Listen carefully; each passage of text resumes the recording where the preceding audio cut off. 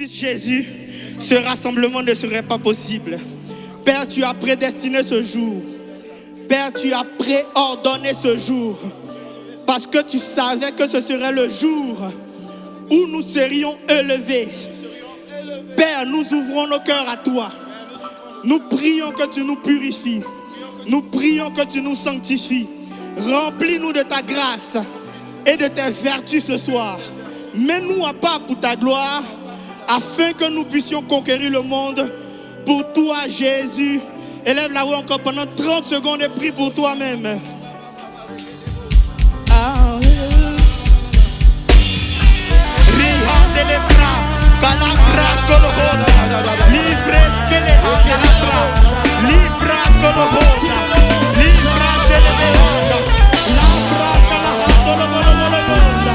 Au nom de Jésus, au nom de Jésus,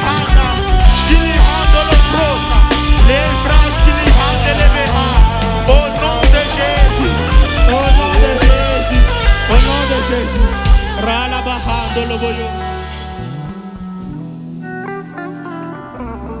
dis au nom de Jésus, dis au nom de Jésus, toute puissance des ténèbres est sous nos pieds.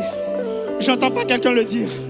Dis au nom de Jésus, toute puissance des ténèbres, est sous nos pieds. Aucune promesse de Dieu dans ma vie, ne sera retardée par le diable. Aucun démon n'empêchera l'accomplissement de mes promesses. Aucun esprit malin ne pourra bloquer ma destinée. Aucune sorcellerie ne me retiendra en arrière. Père, au nom de Jésus, c'est moi qui prie maintenant. Père, au nom de Jésus, nous croyons en tes promesses. Nous croyons que tes promesses sont oui et amen. Même si elles semblent tarder, tu es fidèle pour les accomplir. Ce soir, nous nous ouvrons à ta parole. Purifie-nous, sanctifie-nous et remplis-nous de ta foi pour croire que ce n'est pas trop tard. Au nom de Jésus, amen. Est-ce qu'on peut se rasseoir dans la présence de Dieu?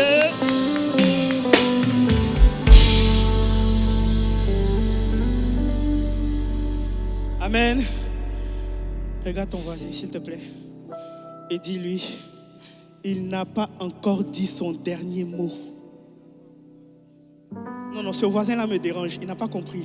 Retourne-toi vers un autre voisin et dis-lui, il n'a pas encore dit son dernier mot. Voyez-vous, lorsqu'une parole est décrétée, vous devez la saisir d'abord avec foi avant de la comprendre avec votre tête. Lorsqu'on déclare que Dieu n'a pas dit son dernier mot, cela signifie que vous êtes peut-être dans une situation qui semble grave, qui semble compliquée, qui semble sans issue. Mais aussi longtemps que Dieu n'a pas encore dit son dernier mot, la situation n'est pas encore finale. Je veux que tu regardes ton voisin et déclares ceci. Je déclare au nom de Jésus que le Dieu que je sers n'a pas encore dit son dernier mot et que ses promesses de 2024 pour toi s'accompliront au nom de Jésus. Amen. Je veux parler très rapidement de ce qu'on appelle l'intervention divine. Je vais lire ce que j'ai écrit dans mes notes. L'intervention divine. Est-ce que tu peux répéter à quelqu'un l'intervention divine? L'intervention divine se réfère à un moment où Dieu agit directement et tangiblement dans une situation humaine. Souvent au-delà de toute explication naturelle et logique. C'est une manifestation de sa puissance et de sa volonté, démontrant qu'il s'implique activement pour influencer ou transformer ou résoudre des circonstances dans la sphère humaine. En d'autres termes, c'est littéralement, si vous voulez, l'art de voir Dieu exercer son droit de veto. Amen. Certains disent droit de veto, mais j'ai fait quelques recherches et dans le langage gouvernemental, on parle plutôt de pouvoir de veto. Qu'est-ce que tu veux dire, Pasteur Ben? Je veux tout simplement dire que le veto est un pouvoir légal permettant d'arrêter unilatéralement une action officielle. Tu es celui qui a le droit d'arrêter toute action, toute forme d'action, toute forme de progression, toute forme de développement. Cela signifie que dans une situation, la personne qui détient le pouvoir de veto est la personne la plus importante. Ce qui veut dire que le médecin, son diagnostic n'est pas plus important. Quelqu'un n'a pas compris. Le médecin n'est pas la personne la plus importante dans ta situation. Mais il faut comprendre quelque chose. Même si tu es dans une situation par ta faute, parce que bien souvent, nous nous retrouvons dans certaines situations à cause de nos fautes, à cause de nos erreurs. Si tu es dans une situation où tu as commis une erreur, j'aimerais t'encourager et te rappeler ce soir que ma Bible me dit, dans le livre de Romains 8 au verset 1, il n'y a donc maintenant aucune condamnation pour ceux qui sont en Jésus-Christ.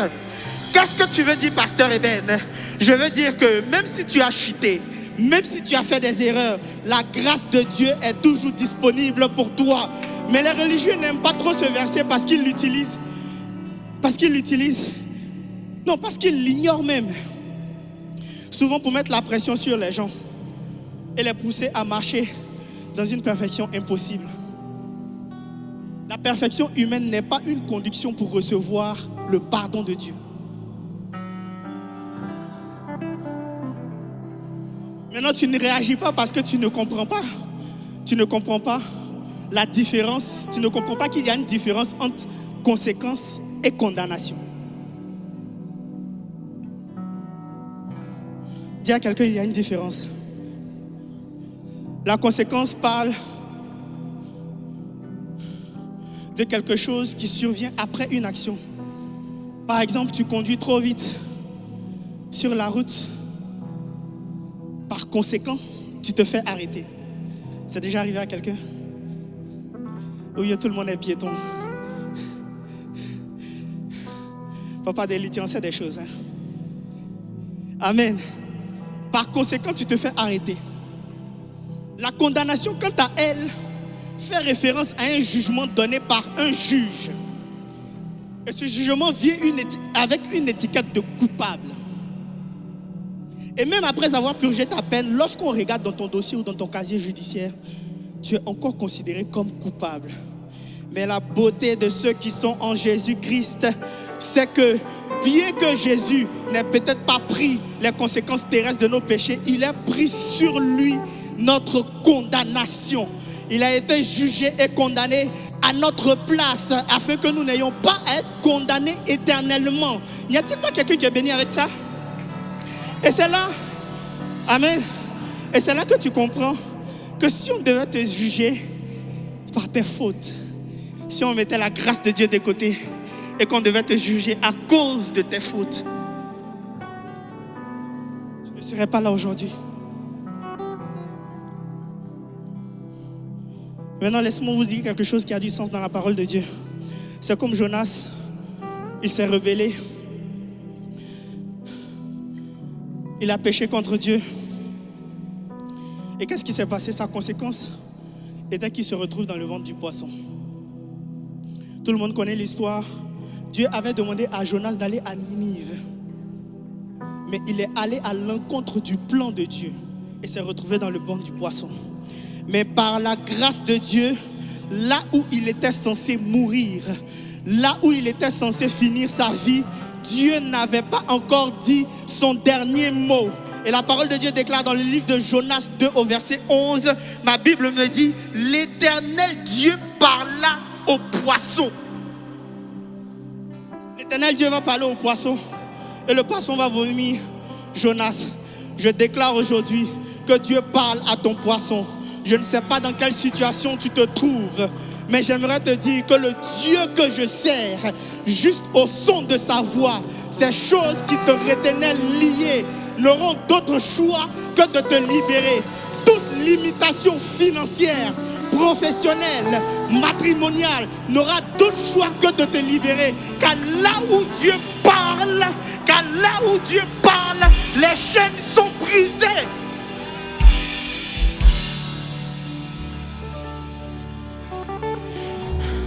Écoutez-moi très bien. Le mystère dans l'histoire de Jonas, c'est que Dieu n'a pas agi. Il a réagi. Il n'y a pas quelqu'un qui est béni avec ça. Laissez-moi expliquer. Ce qui veut dire qu'il y a quelque chose de particulier qui a poussé Dieu à agir et à parler dans la situation de Jonas. Dieu n'a pas parlé pour rien. Il n'a pas parlé de lui-même.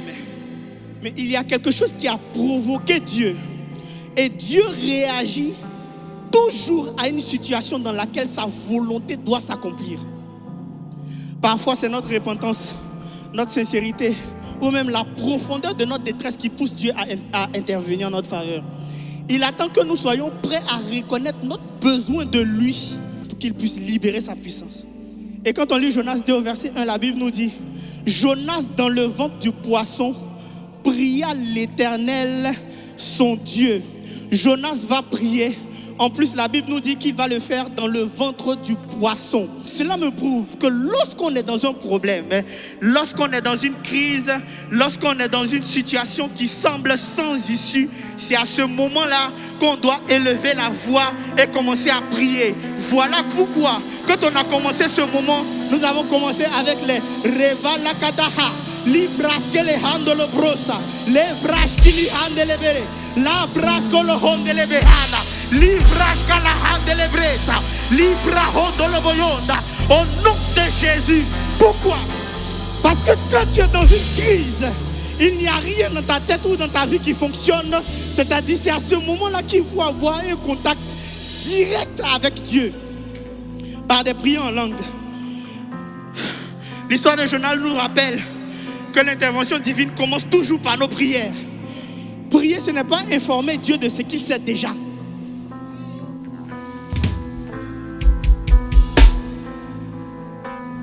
Prier, ce n'est pas informer Dieu de ce qu'il sait déjà.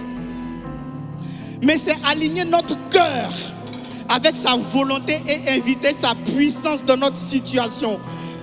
Bien-aimé, mon père spirituel m'a appris quelque chose. Il m'a dit, c'est pas quand on finit de prêcher, c'est pas quand le pasteur finit de prêcher qu'on commence à prier. C'est que dès que tu as la révélation que tu commences à prier. Est-ce que quelqu'un peut se lever avec moi pendant 30 secondes et prier? Ricala handele bresca la ha, le braci andolo boyonda, le brasca la handolo boyonda, ibehe, calaba handolo boyonda, le brasca la handa la manda, calaba handolo boyonda, le brasca le handa la baba baba baba baba baba baba. Au nom de Jésus, au nom de Jésus. Reçois ma délivrance. Quand Jonas va prier, reçois ma délivrance. Quand Jonas va prier, Dieu va parler au poisson et Jonas va être délivré. Cela nous montre que la prière est la clé qui ouvre la porte à l'intervention divine. Jonas va élever sa voix pendant qu'il était dans la gueule du poisson. Je prie qu'il y ait quelqu'un ce soir, quelle que soit la situation que tu traverses, le sujet pour lequel tu t'es déplacé ce soir, que tu n'attendes pas que Dieu te sorte de cette situation, mais que tu ouvres ta bouche, et que tu prennes ce moment pour élever ta voix, pour que Dieu parle à ton poisson. Ma Bible me dit, il pria l'Éternel son Dieu, parce que même dans le ventre du poisson, malgré qu'il l'ait désobéi, l'Éternel est resté son Dieu. Je ne sais pas quel Dieu que tu sers, mais il y a des dieux qui peut-être n'interviennent pas lorsque tu n'es pas un bon chrétien. Il y a des dieux qui n'interviennent pas lorsque tu ne fais pas ceci ou cela. Mais le Dieu que je sers, même quand je suis au plus bas, même quand je fais des erreurs, même quand je suis loin de lui, il reste mon Dieu. C'est le même Dieu que je sers. Il reste le même.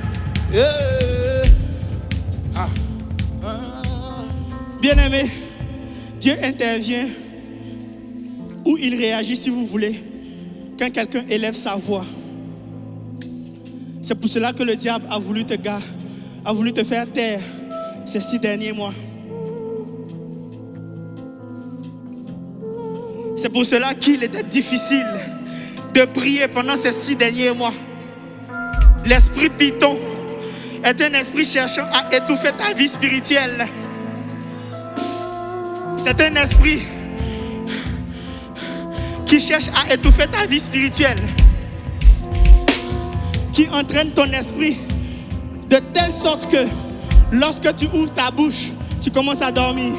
Quand venait le moment de prier, tu passais des appels ou tu faisais autre chose. Parce que le diable sait que tant que ta bouche reste fermée, il peut dominer sur toi. Mais je déclare au nom de Jésus qu'aujourd'hui est la journée que l'Éternel a faite. Elle sera pour toi une journée d'allégresse, de joie et de délivrance. Peuple de Dieu, écoutez-moi. Je termine, j'atterris. Le silence n'est pas une option dans le combat spirituel. Ta victoire commence par une parole. Proverbe 18, 21 dit: la mort et la vie sont au pouvoir de la langue. Selon Genèse 1 au verset 3, Dieu dit que la lumière soit et la lumière fut. Le principe fondateur de la création, c'est la parole déclarée. Il faut qu'il y ait quelqu'un qui ouvre sa bouche et qui prie et qui crie à Dieu pour qu'une intervention divine ait lieu. Je te donne 1 minute pour écrire ton sujet.